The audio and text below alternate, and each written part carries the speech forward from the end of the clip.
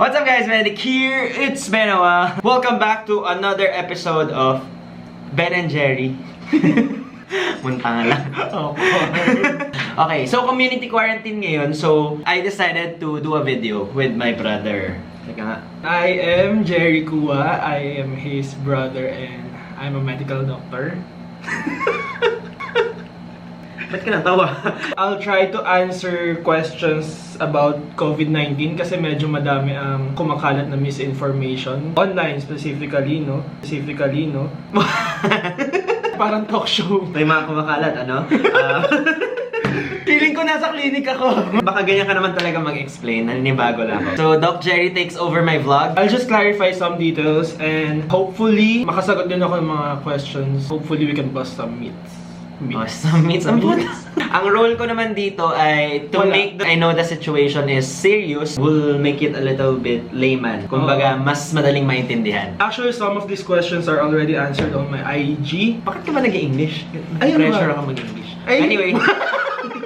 Shall we do it? Let's do it. I don't want it to seem like I'm using COVID kasi medyo seryoso tong topic na to. First off, what is COVID-19? Ano nga bang COVID-19? COVID-19 is coronavirus disease, no? Discovered in 2019. It's actually a new strain ng coronavirus na similar nung SARS outbreak noong 2013. Ay, 2003.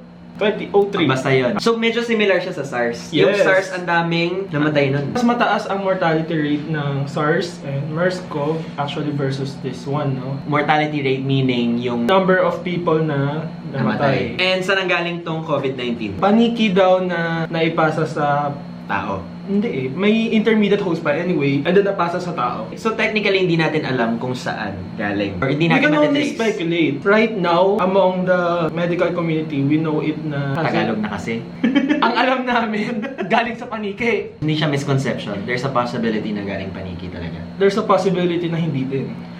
Okay, sige. So, undetermined. Undetermined siya. As of today, no, March 17.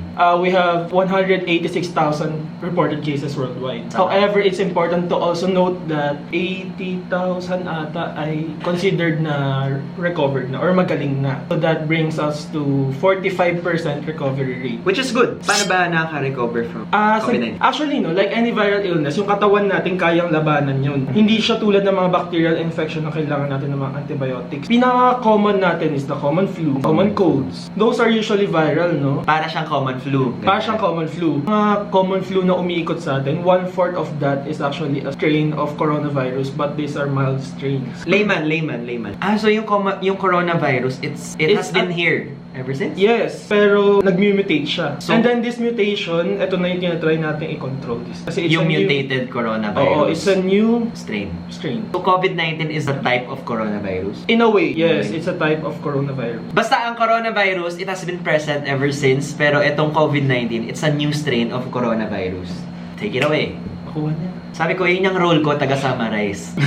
How is COVID-19 transmitted to other persons? Ang coronavirus is transmitted through respiratory droplets. Ibig sabihin, pag naubuhan, natalsik ka ng laway. So, hindi siya sa hangin? There are actually reported cases Na nagsistay siya longer sa hangin. mist, parang ganun. Pag nag-atsu ka, Yes, stays droplet air. ang tawag namin doon. It's not Drop. mist. Hindi siya travel by air. It stays longer on air. There are reports. Kasi magkaiba ang droplet and airborne. Pag sinabing droplet, nasa secretions lang sila, and then pag hatchin mo, babagsak lang sila. They don't really stay longer sa air. However, if it's airborne naman, mas matagal siya sa hangin. Yun yung mas nakakatakot. Ibig sabihin, mas magaan siya. Droplets of water na airborne, ganun? Oh my God. Ganito na lang. Droplet, nasa laway, nasa secretion, nasa plema. Airborne, mas maliit siya, mas matagal siya sa hangin. Hindi siya bumabagsak agad dahil maliliit yung particles. So COVID-19, is it airborne or is It is, right now, it is considered as droplet. However, may reported cases na airborne siya.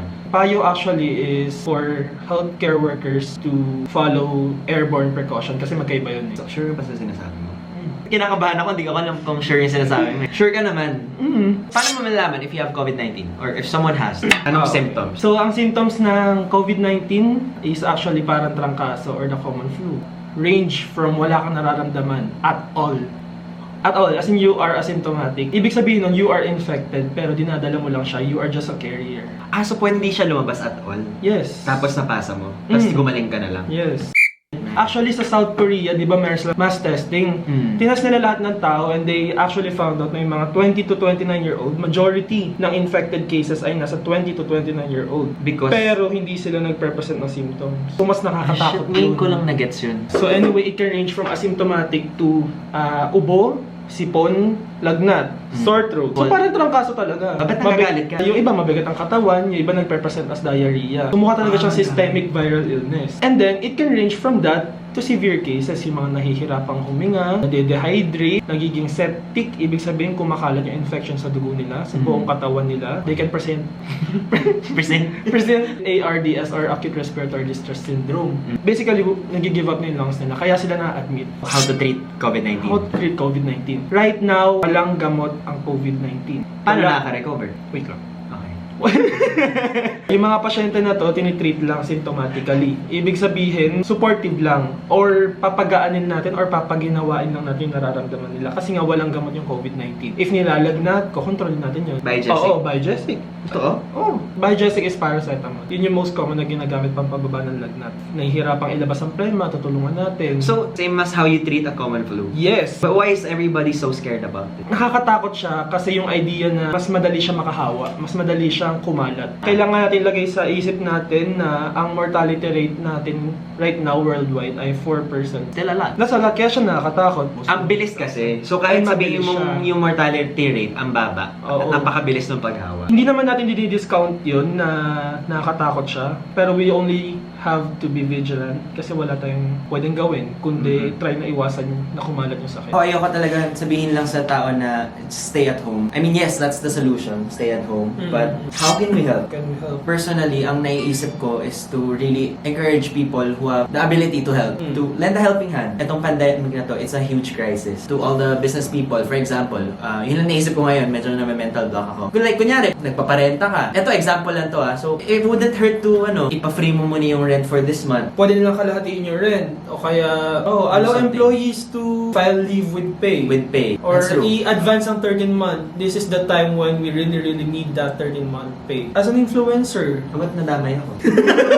hindi, kasi syempre, you're doing this vlog. There's that social responsibility for people who are in the spotlight na tumulong. Hindi ko alam kung paano sabihin, sorry. Hindi ko alam kung feasible yung GoFundMe here sa Philippines. Pero maybe I can open a GoFundMe account and you help me kung saan ko siya pwedeng i-donate. Kasi to be honest, gusto ko man sabihin na pinaka-solution is to stay at home to be safe. Pero that's not feasible for everyone It's easy to say. It's easy to say, easy to pero say. hindi ikaw yung... I understand, promise. Especially kung bread and butter mo yung work mo and hindi mo kaya mag-stay lang sa bahay and kailangan mag-work, kailangan mag-grind. Yung iba nga nagko-commute, napakalayo talaga. Para lang makapasok sa trabaho. Well, I encourage not only the businessmen, the people in power with influence, mga NGOs, yung government natin. Honestly, medyo gray area pa for me yung pagtanggal ng transportation totally. Kasi paano kung kailangan mo talagang pumunta ng trabaho. For example, today, ang daming nurses na hindi nakapasok ng trabaho. Actually, ang dami ring doktor na hindi nakapasok sa trabaho. So, Dahil walang masakyan. Oo.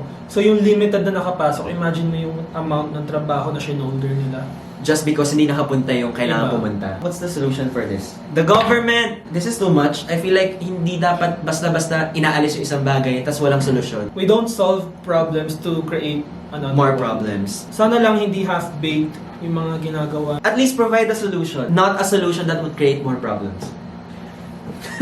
All you need to do is to be human. Mag-empathize ka sa ibang tao. Kung mas capable ka tumulong, tumulong ka. Kung mas kaya mong tumulong, tumulong ka. And guys, iwasan na natin ng fake news. And conspiracy theories. And yung mga unnecessary comments na, ay baka ginawa sa atin to so that we can learn our lesson, blah blah blah blah. Guys, people are suffering. Suffering. We Guys. can't say this is a blessing in disguise because Buhay na kasalalay, tas blessing in disguise. I know people mean well. Just try to put yourself in those people's shoes. Before, I really tried to be as neutral as possible because I didn't want to get into trouble. I didn't want to have an issue thrown at me. I didn't want to be attacked. I just wanted a peaceful life. The reality is, yung neutrality na to, itong pagiging walang stand sa anything, it just helps the oppressor. It just supports them. Yung mga people up there na may power to help, walang ginagawa, tapos wala kang say about it, you're just helping them. I want to encourage everyone, kung kaya mo, lend a helping hand. We're not discounting all the efforts na nagawa ng lahat na nandyan, but they can do so much more. And we can do so much more. Di po galit nag-explain lang.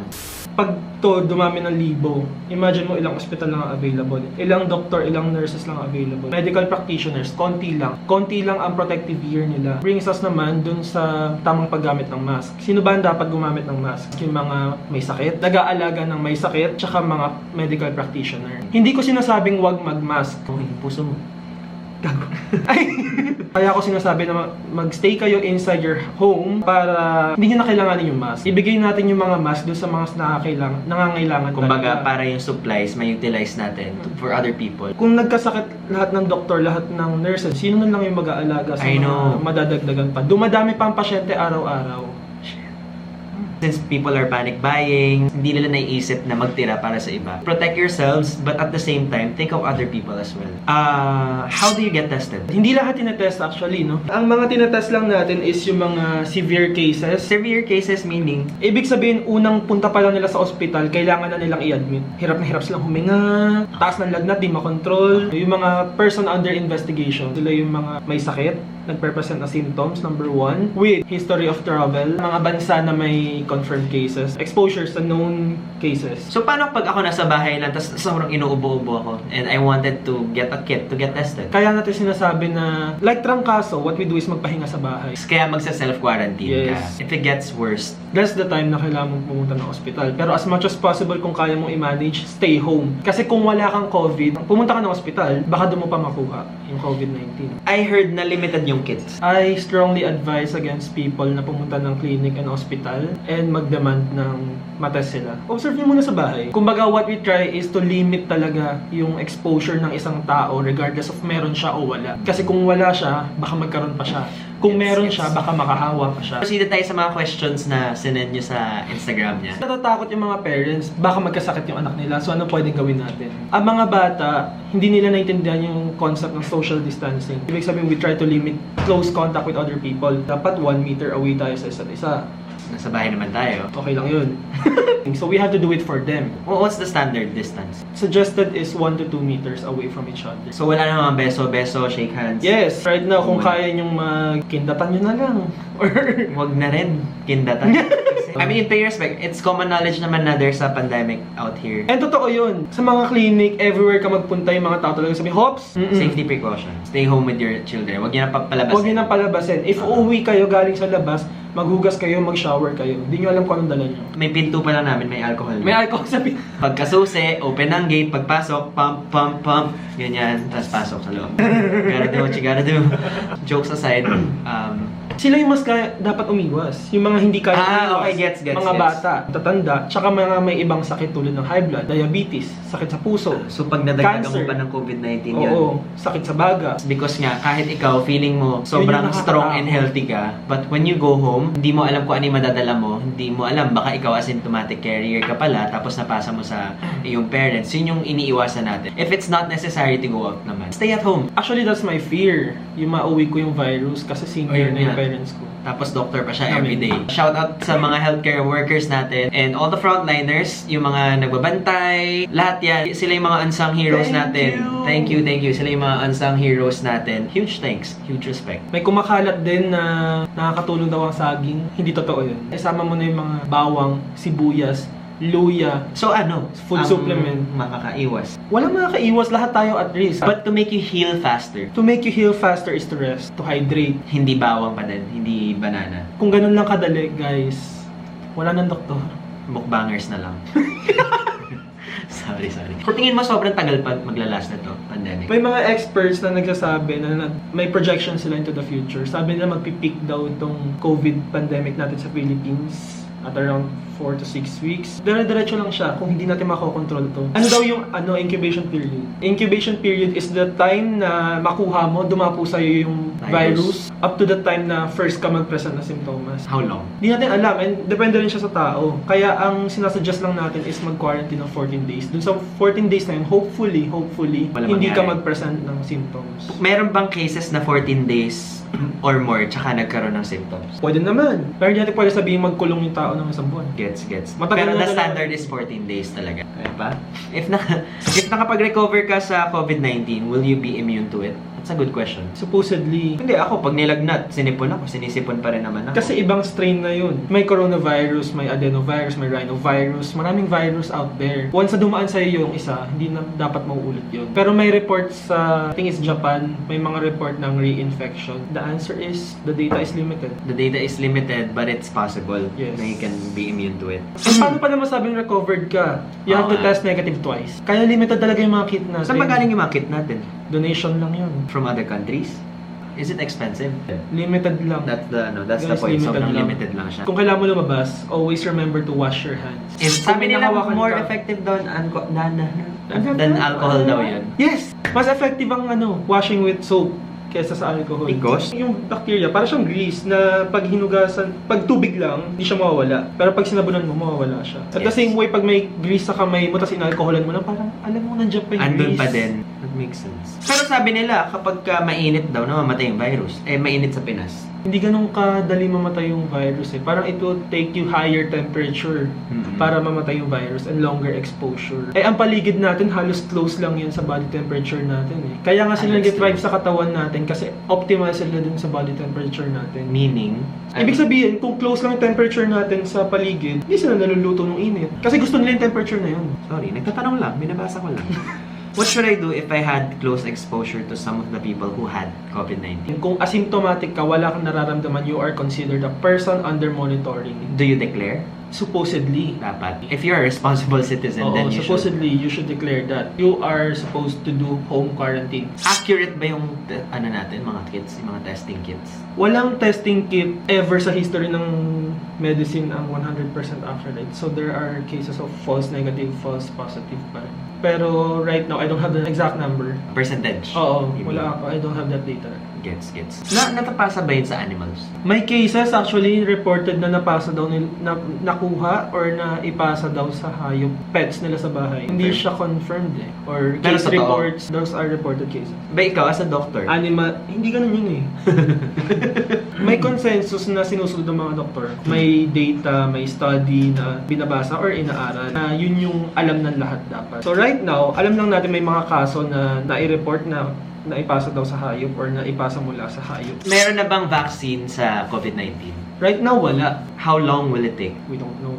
Nagtatry sila actually ng large-scale clinical trials sa antivirals. Hopefully makapaglabas sila ng gamot or vaccine. Thank you for hearing us out. If may masabi kaming hindi tama na facts, let us know. We're all very open-minded here. On a lighter note, this is also a time for us to work on ourselves in this crisis during our quarantine. Yeah, read more, work out more, Study about COVID-19. educate other people. Technically, itong buong video na to, hindi naman siya like direct consultation. It's just a guide. Kung may questions pa kayo, or any insight, comment below. Tulungan niya akong sagutin. Thank you for listening, and we'll see you guys again on my next video. That's it.